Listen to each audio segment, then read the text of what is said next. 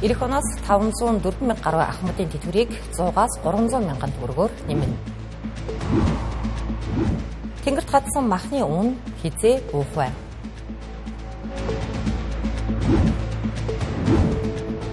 Дай гаруй аж ахуйн нэгж Евразийн эдийн засгийн холбооны гишүүн орнуудын зах зээлд бүтээгдэхүүнээ нийлүүлэхээр гарал үүслийн гэрчлэлийг авчээ.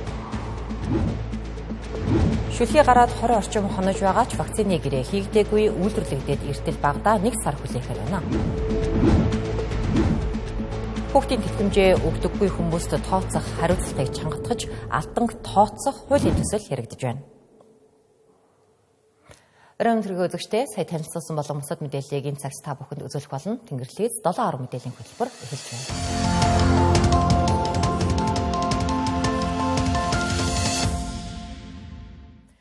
20-30 жил хөдөлмөрлөж шимтгэлээ тасралтгүй төлсөн ч эргээд авах тэтгэвэр нь амьдралд хүрэлцэх болов уу гэж өнөөдөр ажил хийж байгаа хүн бүр эргэлзэж байна. За тэгвэл төлсөн шимтгэл ажилласан жилдээ яг таарсан үр шимээ хүртдэг байх тогтолцооны шинжилгээг хийнэ гэж ерөнхий сайд учрал мэдгдлээ. Засгийн газраас тэтгэврийн зөрүүг арилгаж боддоор нэмэхээс эхлээд нийгмийн даатгалын шимтгэлийн дарамтыг бууруулах хуулийн төслийг боловсруулж дуусснаа өнөөдөр танилцсан юм а.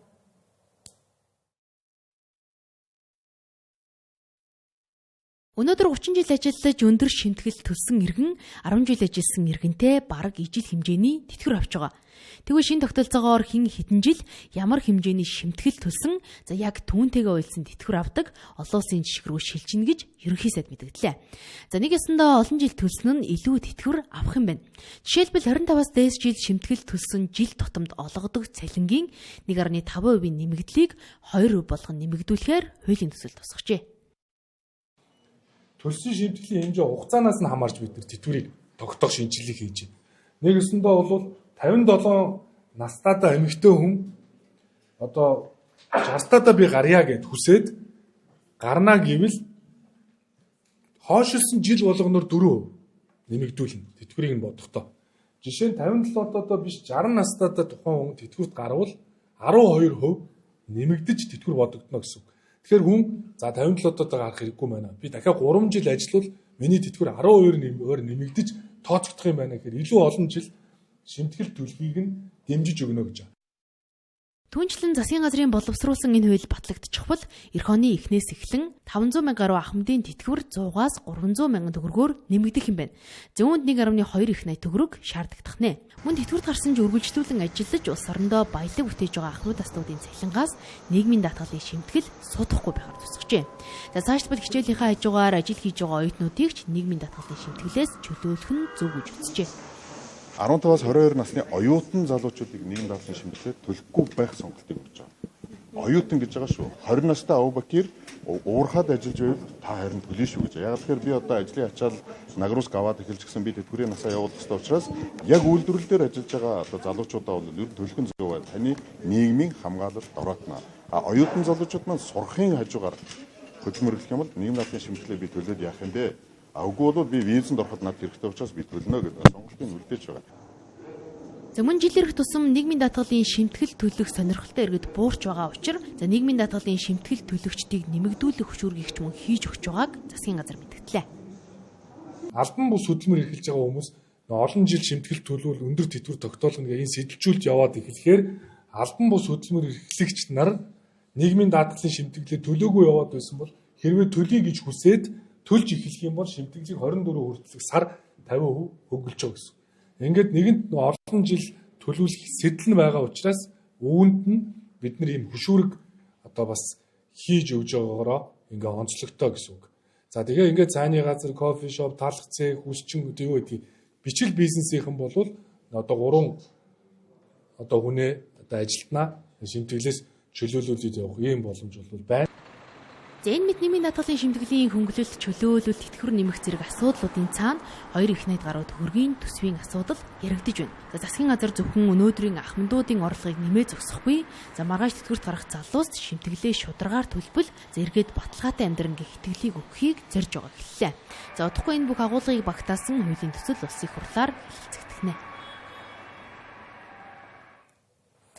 Инфляц буюу хэрэглээний бараа үйлчилгээний үн 5 дугаар сард улсын хэмжээнд 11.2% гарлаа.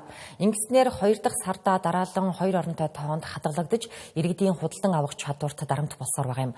Инфляцийн түвшин өнгөрсөн оны мөн үед 8.3% байсан бол энэ оны 5 дугаар сард 11.2% болж өсөлтийн хурдац өмнөх оны мөн үеэс 2.91%-аар өссөн байгаа юм.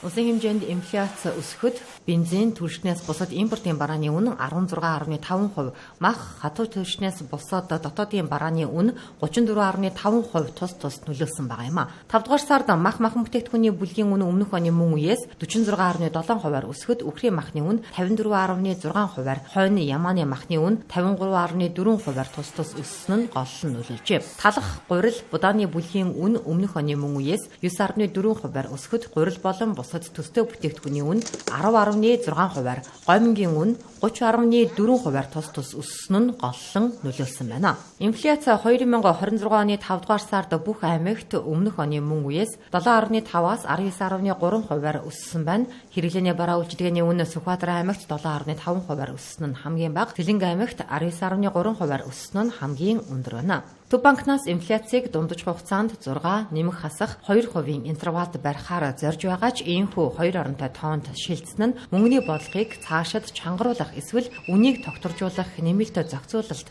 шаардлагатайг харуулж байна. Эдийн засагчдын хэлж байгаагаар эх саруудад шинэ нургац, зуны улирлын нийлүүлэлт эхэлснээр үн тодорхой хэмжээгээр тогтворжих хүлээлттэй байгаа юм. Харин олон улсын байгууллагуудын сүүлийн байдлаарх төсөөллийг харвал Азийн хөгжлийн банк Монгол улсын эдийн засгийн өсөлт 5.7% инфляцийн дарамт оны сүүлийн хагаст саарч 2027 онд 6.8% руу буурна гэж үзсэн байна.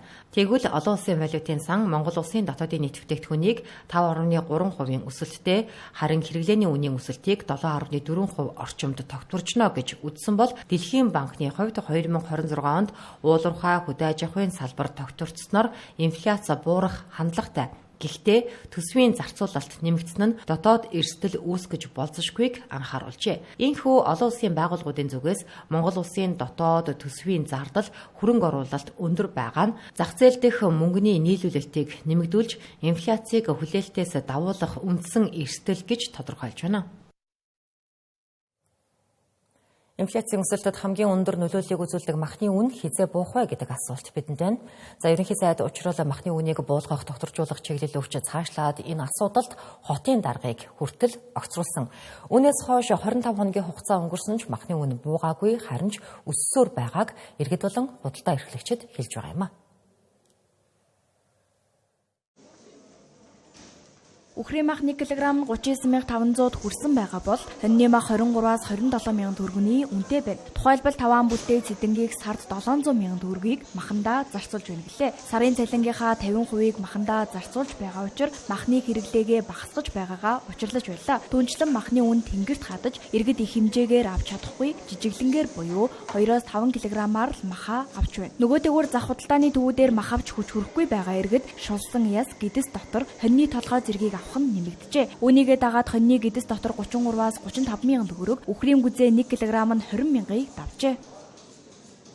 Мах ийм үнэтэй байна гэдэг чинь үндэ үлээ хэцүү. 8 хил яах чи 200 мянга гэдэг чинь. Энэ үндэ үнэтэй байна. 4 хил мах 100 мянган төгрөг. Хүмүүсийн цалин тэтгэр ямар байгаа вэ гэдэг энэ төвхтэй байна. Нөөцсөн мах гэдэг нөөцсөн махны хүртээмж нь ямар байна уу? Бас тэрний чанар ямар байна уу? Ингээд энэ төрийн зүгээс бол энд оролцох шаардлагатай. Хэрэгтэй үед 40 мянгаараа нэг хийх юм асаа хорцолтой юм. 40 мянга гэдэг нь үнэтэй. Харин махны худалдаа эрхлэгчид махны нийлүүлэлт сайжрахгүй хомсдолтой байгаа учраас үн буухгүй байгааг хэлж байна. Үний өсөлтөө дагаад иргэдийн худалдаа авалт ч өдрөөс өдөрт буурч байна гэлээ. Тухайлбал өнгөрсөн жилийн өдүүд хоньны махны борлуулагч өдөрт 7 хонь борлуулдаг байсан бол одоо нийлүүлэлт нь багасж 2-3 хоньыг арай хийн борлуулж байна гэлээ. Үхрийн махны нийлүүлэлт болон борлуулалт ялгаагүй өнгөрсөн оноос нэг дахин буурсан гэлээ. Өдөрөөс мах ховор орж ирж байгаа. Ховор орж чинь орж ирсэн жоохон махан тэгээд үний өсөлттэй. Нэг 20 мянга давыг 50 мянга давыг гэсэн хүмүүс орж ирэх юм шүү дээ. Тэрэндээс хөгшин хүмүүс бол ерөөсө 20 мянгад тамаа хаах гэсэн ингээд 20 мянгад нь мах таарах мах болдохгүй. Худалдаа маш юм уу. Орон нутгаас орж ирэх нь арай бага байгаа учраас махны аш унахгүй байгаа гэсэн үг. Зөв махны нийлүүлэлт их байх юм бол махны ашиг тэтгэргүй унаад доктортой болчдөг шүү дээ. Асар муу байх шүү дээ. Энэ тамаг бодлоо багасчихсан. Одоо наадамд өгч махны эрэлт улам нэмэгдэж мах үнд орох эрсдэл бий гэдгийг худалдаа эрхлэгчид хэлж байлаа. Түүнчлэн малын гоц халдвар түвшин нэмэгдсэнтэй холбоотой сүүлийн өдрүүдэд махны нийлүүлэлт багасах эрсдэлтэй байна гэдгийг ч хэлж байлаа. Монгол улс болон Евразийн эдийн засгийн холбоо түүний гишүүн орнууд хоорондын худалдааны түр хэлэлцээрийг эх сарын 22-ны өдрөөс эхлэн албан ёсоор хүчин төгөлдөр мөрдөж эхэлнэ. За энэ хэлэлцээр нь Монгол улсын уул уурхайн бус экспортыг дэмжих, ялангуяа хөдөө аж ахуйн гаралтай бүтээгдэхүүнүүдийг Евразийн эдийн засгийн холбооны гишүүн орнууд болох Оросын албаны улс, Казахстан, Беларусь, Киргиз, Армени улсын зах зээлд тарифын хөнгөлөлттэйгээр гаргах боломжийг бүрдүүлэх юм. Монгол улсын гадаад худалдааны гүйцэтгэлээр нийт бараа эргэлт 27.2 тэрбум $, хүрснээс Евразийн эдийн засгийн холбооны 5 гишүүн улстай хийсэн худалдаа 2.9 тэрбум $-ыг эзэлж байна. Гэвч үүний 96.6% буюу 2.8 тэрбум $-ын худалдааг зөвхөн Оросын холбооны улстай хийсэн бөгөөд Евразийн эдийн засгийн холбоотой хийж байгаа нийт худалдааны тэнцэл 2.7 тэрбум $-ын алдагдaltaй байна. Өнөөдрийн байдлаар манай нийт экспортын 93%-ийг уул уурхайн түүхий эд эзэлж, уул уурхайн бус экспорт ердөө 7%-ийг эзэлж байна. Евразийн эдийн засгийн холбооны улсуудын зүгээс манай хөдөө аж ахуйн гаралтай бүтээгдэхүүнд 15-аас 50% импортын өндөр татвар ногдуулдаг, техникийн зохицуулалтын шаардлага өндөр, тохирлын гэрчлэл авахд 4-6 сар зарцуулдаг зэрэг нь экспортын гол хүндрэлүүд болж байна. Харин энэхүү төр хэлэлцээр хэрэгжиж эхэлснээр Монгол улсаас экспортлох 375 нэр төрлийн мал аж ахуйн болон хөдөө аж ахуйн гаралтай бүтээгдэхүүн, бэлэн хувцас, сүлжмэл, идэл, арьс шир, ноос ноолуурын бүтээгдэхүүний импортын гаалийн тарифыг 100% тэглэж, зарим бүтээгдэхүүний тарифыг 50% хүртэл бууруулахаар тохиролцжээ. Судалгаагаар Евразийн эдийн засгийн холбооны улс руу хийх экспорт 24.2%-аар нэмэгдэж, дотоодын нийт бүтээгдэхүүн тэг 102%-аар өсөх урьдчилсан тооцоо гарсан байна. Тухайлбал өвхөр, хонь, ямааны хөлдөөсөн болон хөргсөн мах, дайвар бүтээгдэхүүн, чацрагны тос, зүйн бал, сахартай болон сахаргүй хуурай сүү зэрэг стратегийн чухал бүтээгдэхүүнүүдийг тодорхой хэмжээний квот болон тарифын хөнгөлөлтөөр экспортлох боломж бүрдэж байна. Хэлэлцээр батлагдсанаас хойш бизнес эрхлэгчдэд мэдээлэл түгээх чиглэлээр 10 гаруй сургалт уулзалтыг зохион байгуулсан болохыг холбогдох албаныхан мэдээлж байна. Оросын холбооны улс болон Казахстан улсад хийсэн бизнес аялчлалуудын хүрээнд зохион байгуулсан форумд Монголын 133 аж ахуйн нэгжийн 160 гаруй төлөөлөгчийг хамруулж түншлэлийн холбоо тогтоожээ. Өнөөгийн байдлаар 80 гаруй аж ахуйн нэгж Евразийн эдийн засгийн холбооны зах зээлд махан бүтээгдэхүүн, ноос ноолуур, арьс шир, төмөс, луван, монгол гэр, гоо сайхны бүтээгдэхүүн, гэрийн тэжээвэр амтны хоол, хуш модны самар зэрэг бүтээгдэхүүнийг экспортлох зорилгоор Монголын үндэсний худалдаа аж үйлдвэрийн танхимаас экспортын барааны гарал үүслийн гэрчлэгийг авсан байна. Дэлхийн эрүүл мэндийн байгууллага хүнсний бүтээгдэхүүн дэх транс тосны агуулмжийг нийт тослогийн 2%-аас доош байлгавал эрүүл мэндэд харьцангуй аюул багтай гэж үздэг. Харин манай улсад энэ чиглэлийн тодорхой хууль, эрх зүйн зохицуулалт хангалтгүй байгаа нь транс тосны хэрэглээ өндөр байх нэг шалтгаан болж байгаа. Тухайлх юм бол зүрх судасны өвчин, таргалалт, чихрийн шижин болон даралт ихсэх зэрэг халдварт бус өвчлөл нэмэгдэхэд үйлдвэрийн аргаар боловсруулсан хүнсэн дэх транс тосны хэрэглээ нөлөөлж байгааг мэргэжилтнүүд анхааруулж байгаа юм а. За иргэд энэ эрсдлээс сэргийлэх зорилгоор транс тосны хяналтын тухай бие даасан хуультай болох нийтийн өргөдөл санаачлан гарын үсэг цуглуулж эхэлсэн байгаа юм. Хэрвээ 100 мянган иргэний гарын үсэг цугларвал энэ асуудлыг улсын хурал албан ёсоор хэлэлцэх боломж бүрдэх юм а. Хамгийн нэгдүгээр мэдээлэл нь ил тод байж байгаа юм бол тэр хүн чинь бас сонголт хийх эрх нь нэгдэж байгаа байхгүй юу? Хараад уншаад эн чинь транс тос байж тэгээд улаан цайм шошгон дээр байгаа юмыг тэр хүн хараад өөрөө худалдаж авах уугүй юу гэдэг асуудал бас тустай асуудал болоод ороод ирнэ.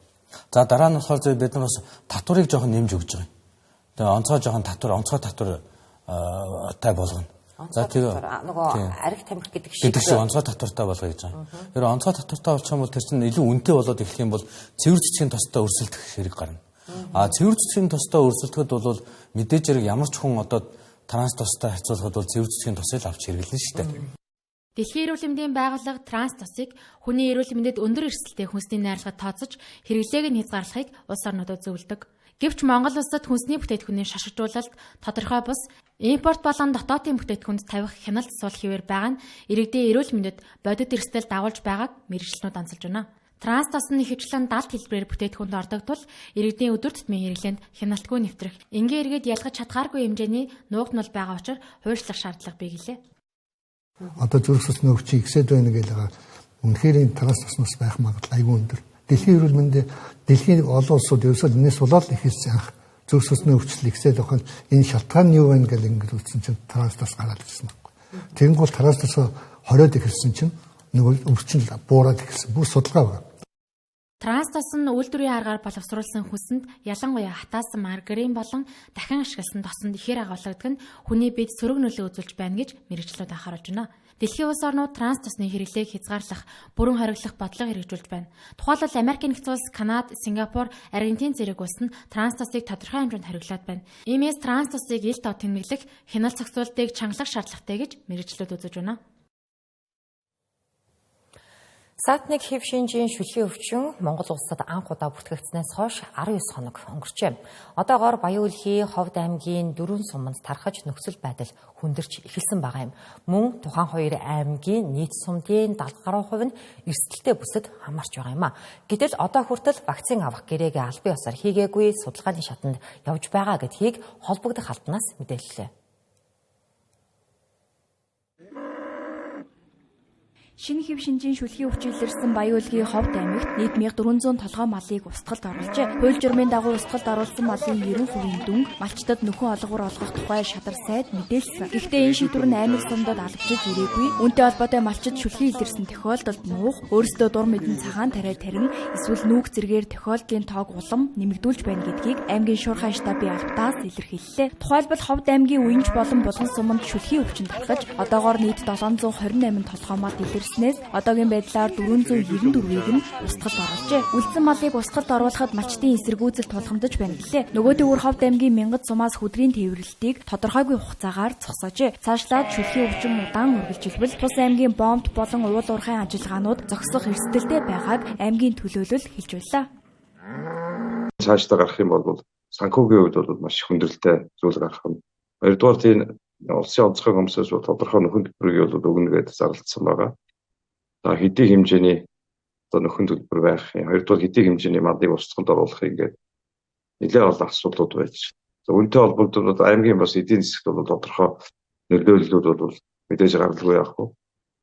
За одоо уул уурхай үйл ажиллагаа цааш хэрвээ уламд илэрх юм бол уул уурхай тээврийг бол зогсоож таарах нь энийг дагсаа одоо маш олон одоо эдийн засгийн хувьд бол маш хүндрэлтэй зүйлүүд гарна. За хэллийн бүс хэлийг бас хаах юм бол бас гадаад бодлоо гэдэг юм уу. Энэ асуудлууд байж байна. Шинэ төрлийн шүлгийн өвчний вакциныг хойд хөршөөс авахар судлаж байгааг холбогдох албаныхан хэлж байна. Гэрээгээ хийчихвэл үйлдвэрлэгдээд эртэл наандаж 1 сар хүлээх юм байна. Тухайн вакцины зах зээлийн ханш $2-3. Тэгэхээр Баян Улгийн Ховд аймгийн 3 сая толгой малыг вакцинжуулахад 33 тэрбум төгрөг шаардлагатай гэлээ. Гэтэл мал эмнэлгийн ерөнхий газарт вакцины төсөвт 7.6 тэрбум төгрөг бий гэдгийг холбогдох албанаас мэдээллээ. Товчхондоо бол вакцины гэрээгээ хурдлуулахын зэрэгцээ төсвөө нэмэгдүүлэх шаардлага тэдэнд тулгарчээ. Дэлгүүрээс бараа хөдөлтөд авдагтай адилхан тийм яг өнөөдөр авчна гэдэг асуудал бол хүндрэлтэй. Ягаад гэвэл үйлдвэр нөрөө захиалгатай. Дээрээс нь үнийн асуудал байна. Төсөв хөрөнгөө шийдвэрлэх асуудлууд гэдэг.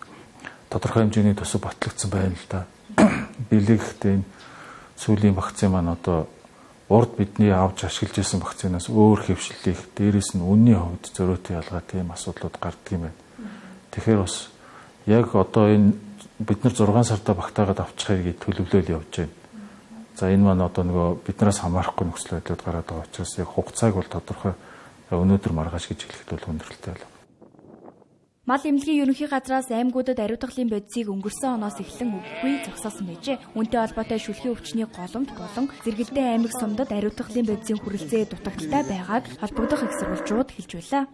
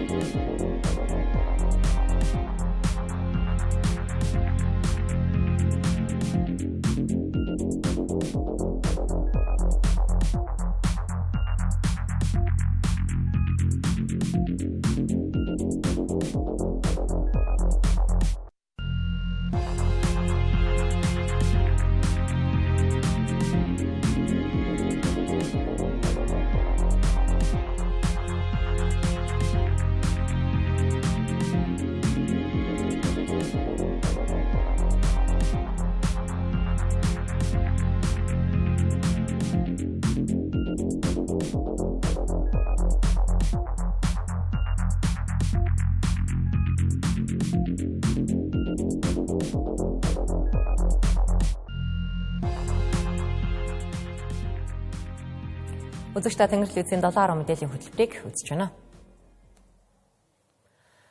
За Баярмаа нарын гишүүдийн санаачилсан хувь хүний орлогын албан татварыг 1% болгож бууруулах хуулийн төсөл парламентын босго давсан. Ингээд улсын хурлаас ажлын хэсэг гарч эхний байдлаар 2 сая хүртэлх цалинтай иргэдийн хувь хүний орлогын албан татварыг 1% болгож бууруулах санал гарчээ. Ардчилсан намын гишүүдийн авторлож байгаа энэ хуулийн төсөл эцэслэж батлагдах хэсэг нь эрх баригч намын гишүүд ямар коноп дарахаас ихээхэн шалтгаална. За тэгвэл хувь хүний орлогын албан татварыг 1% болгох энэ хууль дээр Монгол Ардын намын бүлгийн зарим гишүүд ямар байр суурьтай байгааг тодрууллаа.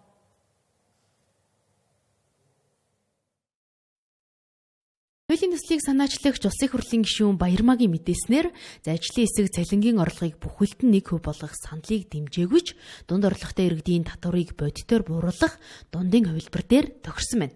Тодорхойлбол 2 сая төгрөг хүртэлх цалинтай иргэдийн хувь хүний орлогын албан татварыг 1% болгох хувилбарыг дэвшүүлж ажлын хэсэг дэмжижээ. За энэхүү ангилал улсын хэмжээнд цалин авч буй нийт иргэдийн 53 орчим хувь нь буюу 544,183 иргэн амрагдах юм байна.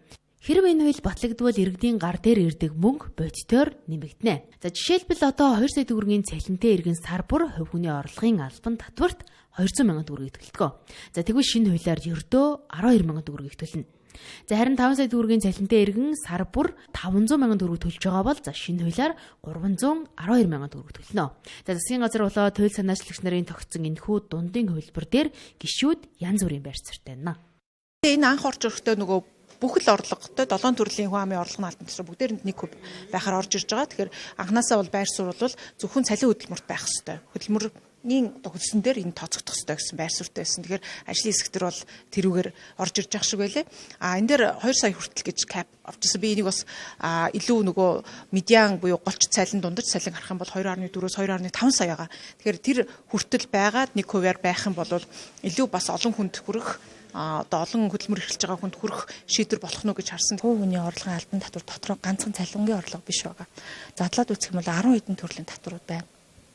Тэр татвар болгоноос орж байгаа орлого чинь орон нутгийн төсөв рүү хуваарлагдаад нийгэм өөрөө тэр эмзэг бүлгийн хүмүүст зориулсан зарим өөрчлөлтөө санхүүжүүлж байгаа. Хэрэг зардлын задлаад үзэх юм бол шимтгэлээр хэрэгждэг үйлчлэгээ, татвараар хэрэгждэг үйлчлэгээ гэж байж байгаа бүтцэн харахаар. Тэгэхээр шууд утгаараа механикаар тий одоо төлж байгаа татварыг багасгах юм бол хүүхдийн мөнгийг одоо яах юм бол гэдэг асуудал гарч ирж байна тий.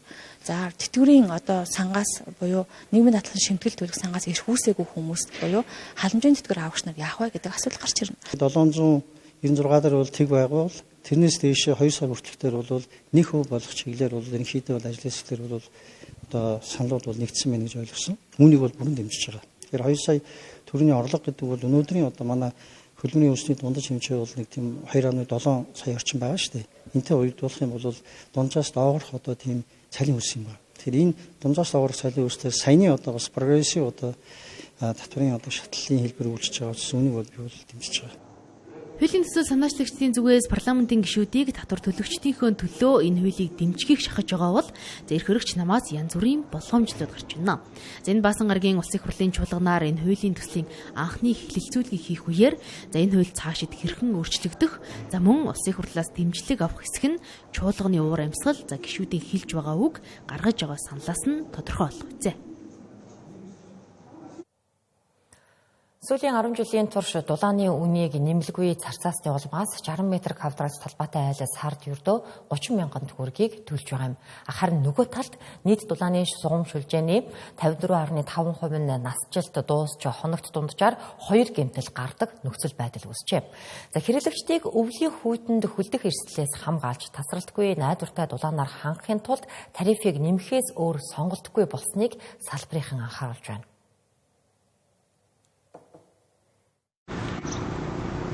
Өнөөдөр манай улсад мөрдөгдөж буй дулааны үн бодит өртгөөсөө хэд дахин бага байгаа нь эрчим хүчний компаниудыг алдагдлалд оруулж шугам сүлжээгээ шинжлэх боломжийг хасаар иржээ. Тухайлбал сүүлийн 10 жилийн хугацаанд дулааны тарифыг огт хөдөлгөөгүй бөгөөд өдгөө 60 м квадрат талбайтай дундаж орон сууцны айл сард ердөө 30,000 төгрөг төлж байна. Орон сууцны өрхийн дулааны төлбөрийг гэр хорооллын айлын дулаандаа зарцуулж буй төлбөртэй харьцуулахад 10 дахин зөрүүтэй. Нийт дулаан дамжуулах шугам сүлжээний 54.5% нь ашиглалтын хугацаа буюу насжилт нь бүрэн дууссан талаар албаныхан хэллээ.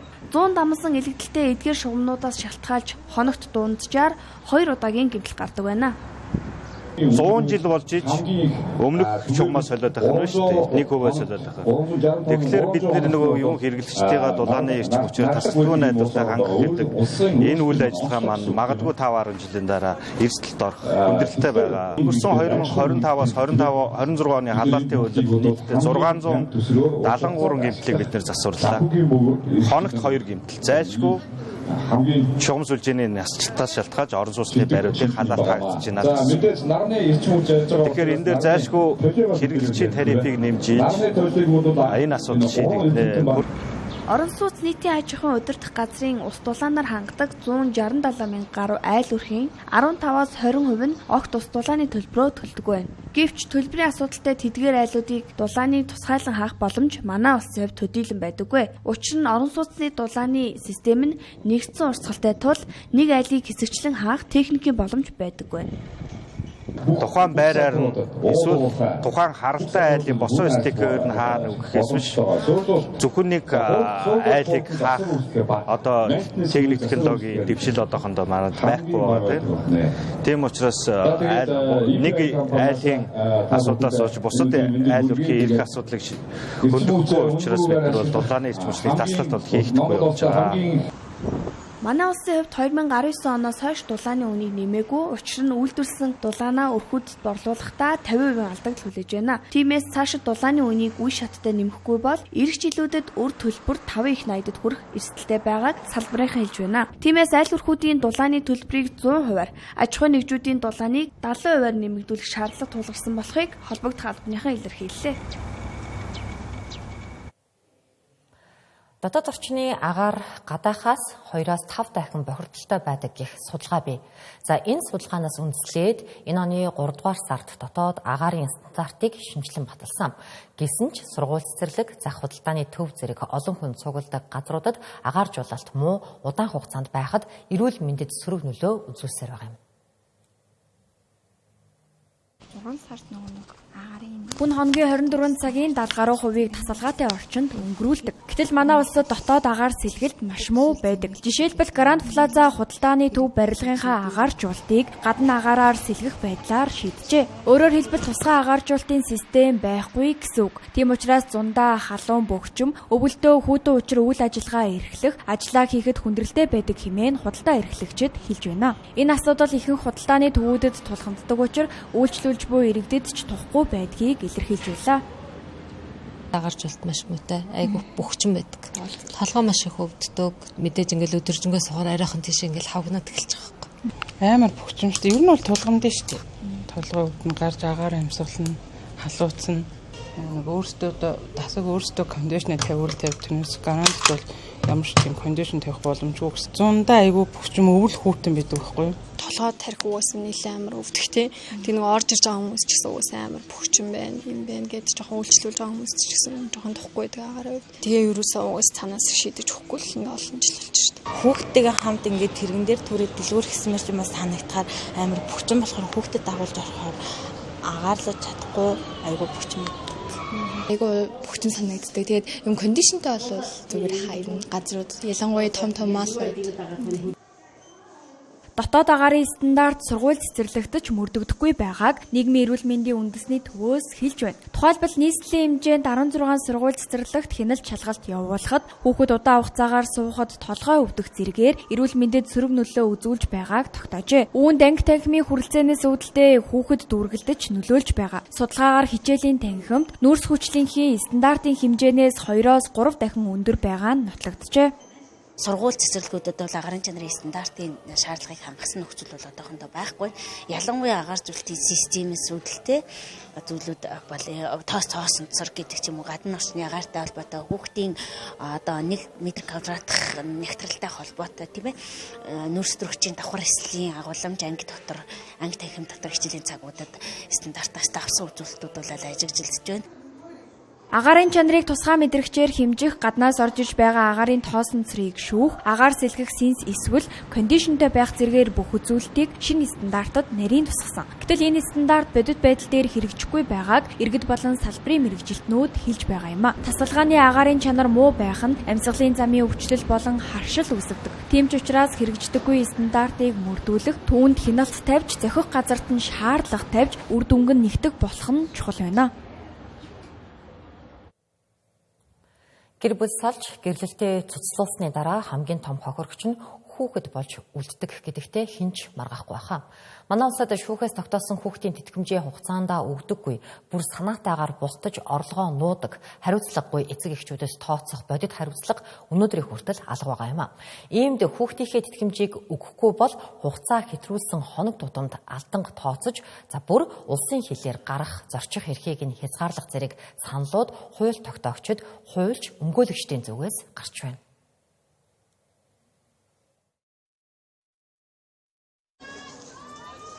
Өнөөдөр шүүхийн шийдвэр гарсан ч хүүхдүүд тэтгэмжээ авч чадахгүй байна. За хуулийн зоргоог ашиглан аль биесны орлогогүй гэж бүртгүүлэн хүүхдийнхээ мөнгнөөс зугтах хэстийн ард мянган ганц бие эцэг эхчүүд амьдралын ачааг ганцаараа өрчнө. За энэ 7 улсад байдаг жишгийн дагуу хариуцлага тооцох саналууд яригдж байна. Энэ миний машин ээжийн нэр дээр бүртгэлтэй, энэ байр болоор хамтран амьдрагчийн нэр дээр бүртгэлтэй минийх биш гэж зугтчихдаг.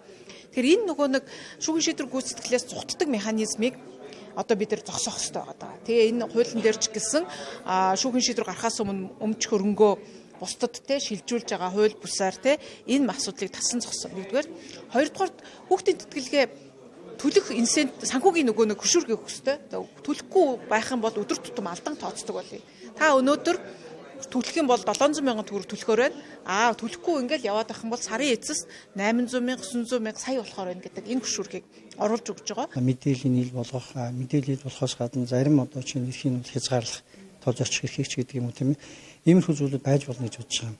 Учир хөвлийн зэрэг тэр хүн бол гэр бүлийн одоо шинэ гишүүн буюу тухайн хүүхдийн одоо эцэг юм уу одоо ээж байсан байж таараа шүү дээ. Энэтэй холбоотой үр хөлөх ёстой. Гэр бүлийн үүрэг гэж бол би. Энэ бол гэр бүлийн үүрэг гэдэг бол өөрөө хариун үүрэг. Тэрнээс гадна нийгмийн журамт үүрэг. Энэ журамт үүргээ биелүүлэх ёстой учраас тодорхой нөхцөл зохицуултууд байдаг. Гэтэ энэ зохицуултуудыг бол бид өөрсдөө бодж олсон юм бол биш. Энэ олон улсын туршлага өнгөрсөн хугацаанд угаасаа тулгамдсан асуудал байгаа байхгүй. Хэдий гишүүдийн ярьсан эдгээр саналууд хэтэрхий хатуудсан мэд сонсогдож болох ч эцэг эхчүүд хүүхдийнхээ өмнө ийм хэмжээний хариуцлага үүрэх ёстой гэж хууль тогтоогчид үзэж байна. Хуульч өмгөөлөгчдийн зүгээс ч хүүхдийн эрхийг нэн тэргүүн тавих ёстойг хэлж илаа. Үндсэн хуулийн 11-р зүйлд их нэлгсэн эрхийг төр хамгаална гэж заасан. Тэгэхээр гэр бүл гэдэг нь цуслагдаад одоо хүүхдийн тэтгэлэг гаргах тэр асуудал гаргахлаар татвар авах, нийгмийн даатгал аж ахуйн нэгжүүдээс авах болохоор үл маргах журмаар гаргуулах татвар хураамжгээд төрийг иргэнээсээ илүү хүүхдийн эрхээс илүү тавьсан хууль үйлчлээд байгаа. Тэгчээд яг үндсэн хуулийн 11-ээр төр их хүүхдийн эрх ашигыг төр хамгаална гэсэн энэ заалт хэрэгжихгүй байгаа учраас энэ заалтыг хэрэгжүүлдэг чигийг санал оруулж байгаа. Салбарын сайдын зүгээс ч хүүхдийн тэтгэмжээ өгдөггүй эцэг эхчүүдэд ямар хариуцлага хүлээлгэх тухай хуулийн төслийг засгийн газар боловсруулж байгаа тухай мэдээллээ. Зарим нэг одоо харгистуу чанга гаргамж авахаас аргагүй. За шүүхийн шийдвэр гарчдаг. За та одоо хүүхдтэй одоо ингээд салсан учраас одоо нэг 5 сая 10 сая төгрөг төлөх ёстой гэдэг ямар ч жишээлбэл Орос улсад хилээр гаргадаг. Хил дээр очиход шууд самбар дээр гарч. За нөхөр одоо иргэн бэ та хүүхдийн алимент төлөөгүй байж та гэдэг ингээд нөгөө жоо харгистуу ичээгч гэх юм. Иймэрхүү арга хэмжээнүүдийг авахгүй бол хүчин төгөлдөр хууль нь байгаад идэг төлөхгүй хийдүүлэл нөгөө талдаа нөгөө өргөдөлгөөсөн эмэгтэй маань зовоод явж байдаг шүү дээ. Энэ асуудал бол засгийн газар дээр бас яригдсан хуулийн саналуудаа оруулаад өгсөн байна. За Америкийн нэгдсэн улс болон Европод тэтгэмж өгөөгүй бол жолооны эрхийг нь хастагих гадаад хосорд олохоос татгалздаг. За банкны дансыг нь шууд зарцааж зээлийн түүхийг нь өхмөл болгодог жишгүүд бий. За хүүхдийн тэтгэмж бол хэн нэгний өгмөр санагдахаар өгдөг сайн дурын хандив биш. За энэ бол хүүхдийн амьд явах, өсөж торних суурь эрх юм. Хариуцлагагүй эцэг эхчүүдийн толгойг илэх биш. За олон улсад хэдийнэ нэтэрч гисэн жишгүүдийн дагуу хуулиа чангаруулах цаг болсныг хэлж байлаа.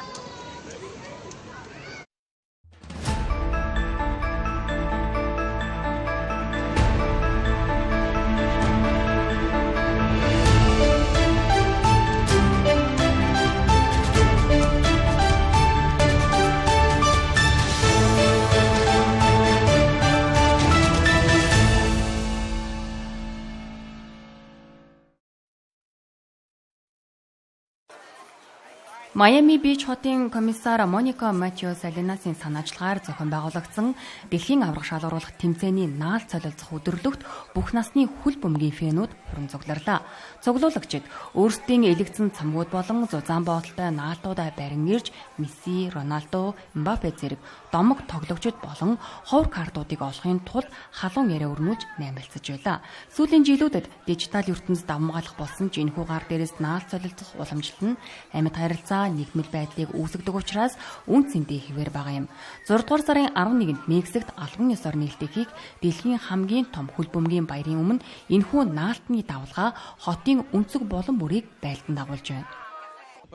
Би энд наалт солилцож 2 дахь цомгоо дүүргэхээр оролдож байна. Эхний хийгээ хэдийнэ дүүргэчихсэн. Одоо харин ахаад нэгийг дуусгахыг хүсэж байна.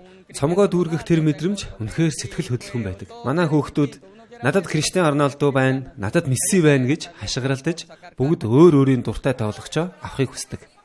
Тэд дуртай наалтаа авахаараа маш их баярлдаг. Энд бид үндсэндээ наалт солилцох хүмүүсийг олж дэлхийн аваргын энэхүү наалтны цуглуулгыг бүрэн дуусгахад нэг алхамд сойрдохыг хичээж байна. Би үүнийг хийх үнэхээр дуртай болохоор л энд ирсэн. Намайг хэн нэгэн энэ цуглуулгад эргүүлээд уруу татчихсан юм. Би одоо үүнээс маш их таашаал авч байна. Бид өмнө нь хизээч ийм зүйл хийж байгаагүй. Манай хүү үүнийг маш их сонирхож эхэлсэн. Хүү маань хөл бөмбөг тоглодог. Хөл бөмбөгт ухаангүй хайртай. Гэхдээ тэр яг одоо аяллаар явчихсан байгаа. Тиймээс бид хүүгийнхээ өмнөөс энэ даалгаврыг биелүүлэхээр шийдсэн. Энэ өдрөлгийн тухай сонсоод ингээд энд ирээд байж байна. Энэхүү наалт солилцох өдөрлөг Майами Бичээр хязгаарлагдсангүй. Үүнтэй ижил төстэй наалт солилцох үйл ажиллагаанууд нь Аргентин, Уругвайгаас эхлээд Нью-Йорк хотын Рокфеллер төв хүртэлх Америк ТV-ийн олон нийтийн талбайг хамарч байна. Тэнгэрлээс 7 мэдээллийн хөтөлбөрөөр үзүүллээ. Хамтдаж анхаарлаа хандуулсан үзэгч танд баярлалаа.